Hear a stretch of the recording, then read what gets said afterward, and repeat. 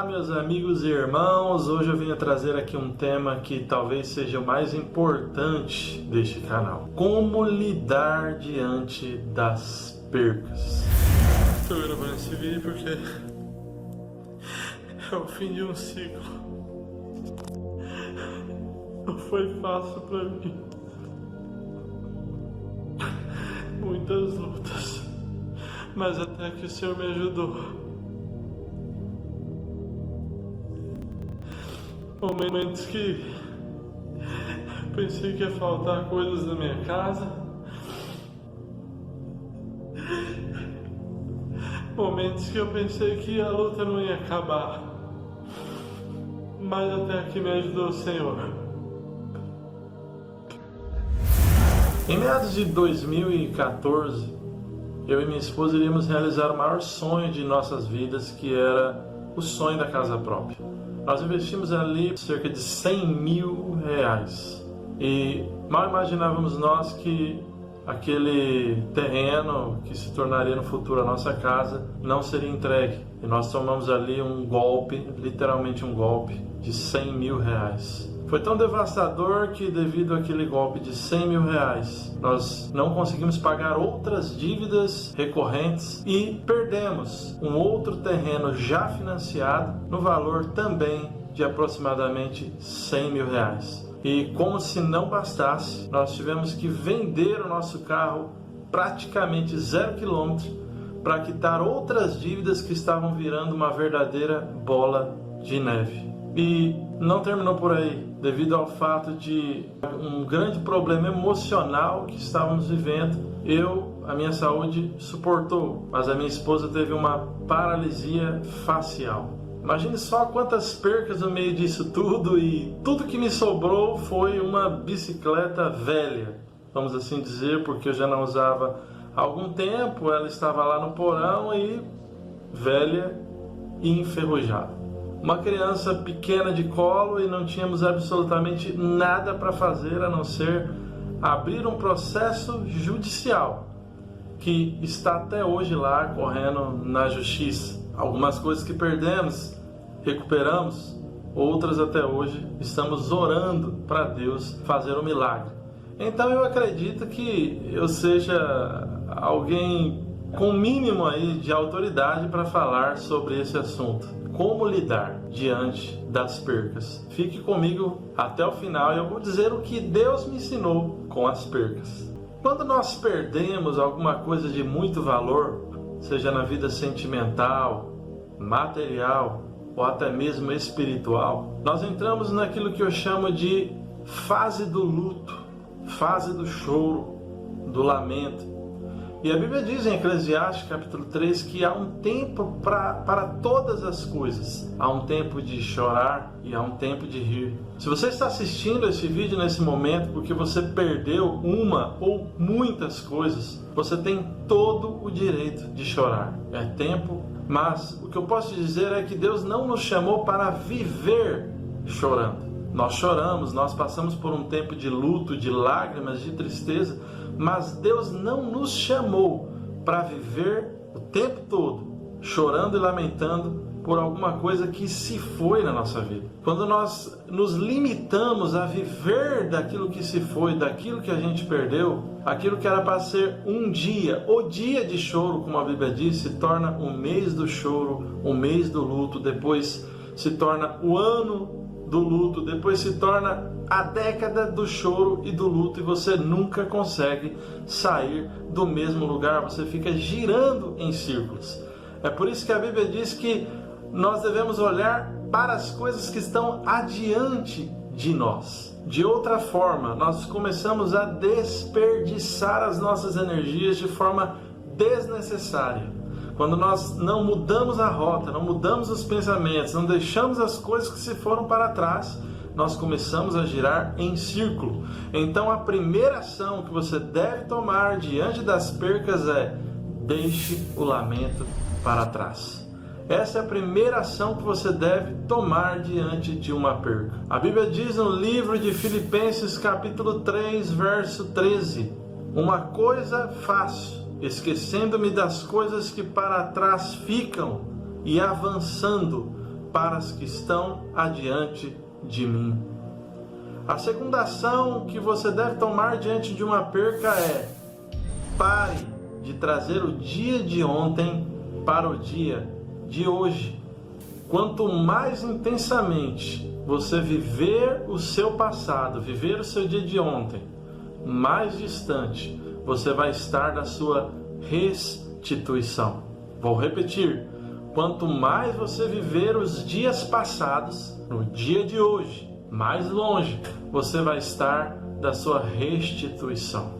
A terceira ação que você deve tomar diante das percas é: levante-se. Você não pode ficar prostrado. A Bíblia diz no livro de Salmos, capítulo 37, verso 24: ainda que caia, não ficará prostrado, pois o Senhor lhe segura com a mão. Cair faz parte da vida, perder também faz parte da vida, mas ficar prostrado não pode fazer parte da nossa carreira na vida cristã.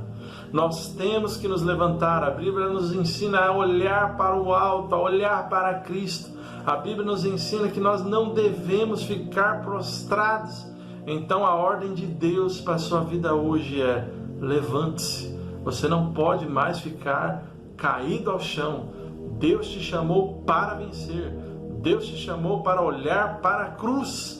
Deus não te chamou apenas para olhar para os problemas, porque os problemas é uma grande névoa que tira a nossa fé, que mata a nossa fé e que inclusive pode enfraquecer a nossa fé de tal forma que nós podemos nos afastar de Cristo. A quarta ação diante de uma perda que nós devemos ter é lembrar-nos que tudo nesta terra é passageiro.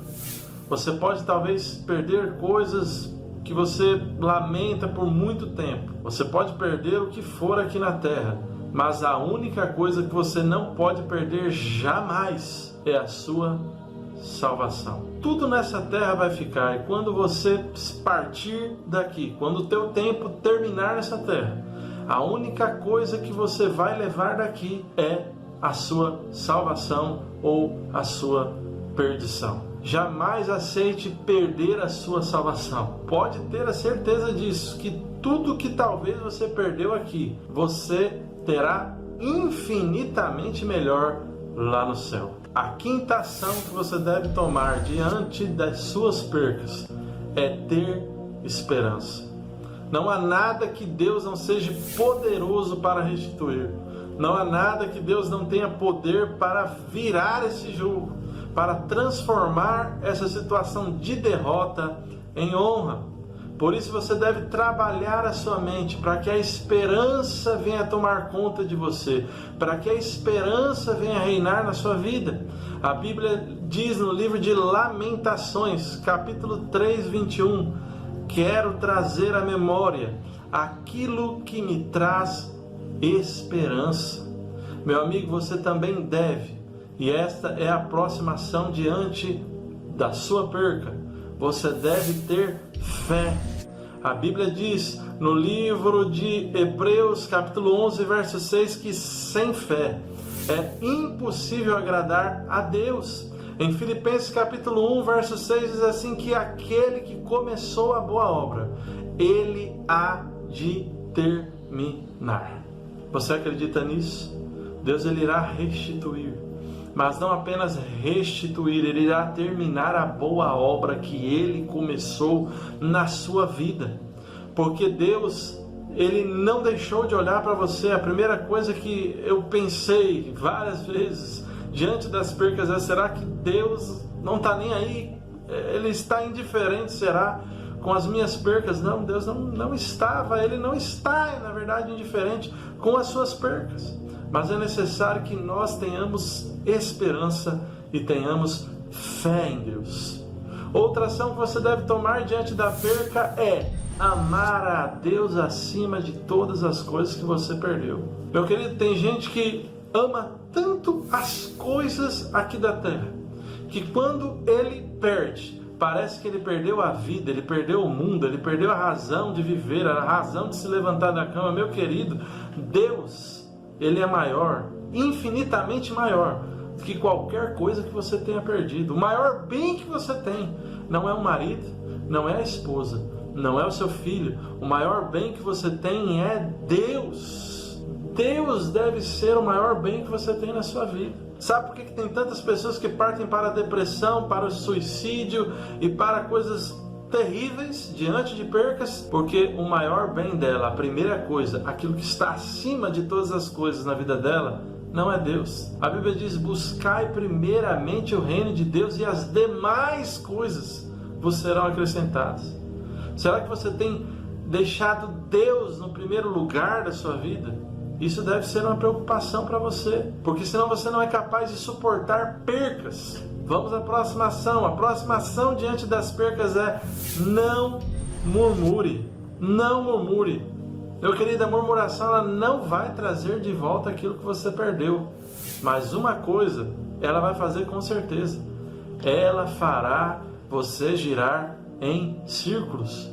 Inclusive eu tenho um vídeo falando sobre a murmuração, eu vou colocar o card aqui em cima, ou então ao final do vídeo eu vou fazer a indicação para que você entenda que a murmuração ela não traz absolutamente nada que ajude a restituição daquilo que você perdeu. Quando nós olhamos para Paulo e Silas, eles perderam absolutamente tudo, simplesmente tudo, até a liberdade. E os dois estavam na prisão, surrados, com o corpo arrebentado, e ali apenas esperava a morte. Tudo que eles tinham para esperar naquele momento era a morte. No entanto, eles começaram a louvar a Deus. Ao invés de murmurar, ao invés de questionar, ou até mesmo de se desesperarem, a Bíblia diz que eles começaram a louvar a Deus. E o que acontece quando nós começamos a louvar a Deus? Deus ele não aguenta. Deus não aguentou ver aquela situação, e diz a Bíblia que Deus se levantou do trono. Houve um terremoto naquele lugar. Começou tudo a se tremer, e a história você já sabe: as correntes se quebraram, os portões se abriram. Você quer ver a restituição de Deus na sua vida? Louve a Deus. Louve a Deus. Mostre para Deus que em primeiro lugar na tua vida não está o seu marido que foi embora, não está aquele carro que o ladrão roubou, não está aquele terreno que você perdeu, mas em primeiro lugar na sua vida está Deus. Isto é a única coisa que resta quando tudo se vai. Quando tudo se vai. O que é que restou quando eu nada tinha? Nem casa, nem carro, nem bicicleta, a saúde também não estava legal, a minha esposa em partes fez ali o tratamento na sua face e depois já não sobrou mais dinheiro para continuar a fisioterapia, alguma sequela ficou. E o que é que foi que sobrou? O que sobrou foi o amor a Deus, o amor a Deus, a sua palavra. Eu tenho certeza que aquilo que ainda não se recuperou, eu tenho certeza que vai chegar a hora que Deus vai se levantar do trono e Ele vai devolver. Porque eu sei que o meu Redentor vive. Você precisa entender que o teu Redentor vive. Eu não sei o porquê Ele permitiu que você perdesse algumas coisas, mas de uma coisa eu tenho certeza: que você precisa provar para Ele que o seu amor a Deus está acima de todas as coisas. Outra coisa que você precisa aprender diante das percas, outra ação que você precisa tomar diante das percas é: esqueça a teologia do triunfalismo. Meu querido, quantas vezes eu questionei a Deus, porque eu aprendi que o crente não perde, o crente apenas ganha. Eu nasci aprendendo isso, eu nasci no Evangelho, graças a Deus até hoje não me apartei, glórias a Deus, não conheci o mundo, jamais vou conhecer. Mas uma coisa que infelizmente eu aprendi errado há muito tempo atrás, há décadas atrás. De uma forma inconsciente, às vezes não de uma forma declarada nos púlpitos. Mas eu aprendi que o crente ele nasceu para ganhar. E na verdade isso não é uma verdade como um todo. O crente ele também perde. Quando a gente começa a perder, a gente não entende, porque os louvores dizem o contrário. As palavras, as pregações, é o oposto. Nós aprendemos a teologia do triunfalismo, que nós nascemos para ganhar, que o diabo não vai tocar aquilo que nós temos e que basta, quem sabe, talvez sermos dizimistas e o devorador jamais vai passar, e quando de repente você perde alguma coisa. E aí o que resta é que quando nós estamos na teologia do triunfalismo, nós começamos a questionar a Deus. A nossa ira vai contra Deus, porque me ensinaram de que bastava eu viver uma vida correta, de eu viver uma vida sem pecado, de eu não adulterar, de eu viver uma vida corretíssima, ou no mínimo ali o melhor que eu pudesse fazer, que eu fosse o mais santo possível, tudo que pudesse estar ao meu alcance, e então Deus estaria do meu lado e eu jamais teria derrotas. E isso é uma mentira terrível. Então se desapega disso, meu querido, porque Deus jamais falou em sua Bíblia que nós não iríamos perder. Quando nós olhamos para a Bíblia, nós vemos vários servos de Deus perderem. Nós vemos Jó perdendo 10 filhos em um dia só. Perdeu todas as suas riquezas, tudo que ele tinha, e por muito tempo chorou até que Deus restituísse. Quando nós olhamos para a Bíblia, nós vemos muitas percas. Paulo perdeu muita coisa. Ele só não perdeu uma coisa: ele não perdeu a Cristo. Veja só o que diz a Bíblia no livro de Filipenses 4:12. Olha o que Paulo diz: sei o que é passar necessidade, sei o que é ter fartura, aprendi o segredo de viver contente em toda e qualquer situação, seja bem alimentado, seja com fome, tendo muito ou passando necessidade, tudo posso naquele que me fortalece. Oh, meu irmão, minha irmã, você tudo pode naquele que te fortalece, em nome de Jesus.